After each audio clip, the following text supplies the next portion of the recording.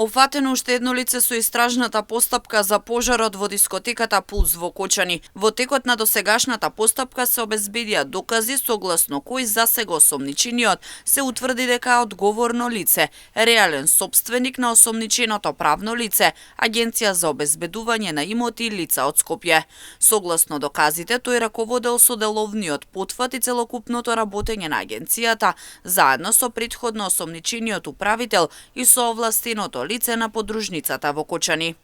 Тие без да имаат склучено договор со корисникот на услугата Кабаре Пулс Кочани во текот на 2025 вршеле обезбедување на имоти лица на клубот. Новиот осомничен во континуитет активно раководел со планот и начинот на давање на услугата обезбедување преку правното лице. Заедно со осомничените кои биле ангажирани како обезбедување, спротивно на повеќе членови од Законот за приватно обезбедување, без било каква претходна безбедносна проценка и план за обезбедување, како и без проверка на условите за противпожарна заштита и опасност од пожари, без да извршат проверка по однос на сигурносните услови во кабарето од аспект на имоти лица, особено по опасност и можност за евакуација, во текот на вечерта кога настанал пожарот не контролирале и овозможиле влез на деца во објектот, не воделе грижа за преполнетоста на капацитетот на посетителите во објектот, не спречиле внес и користење на експлозивни материи и пиротехнички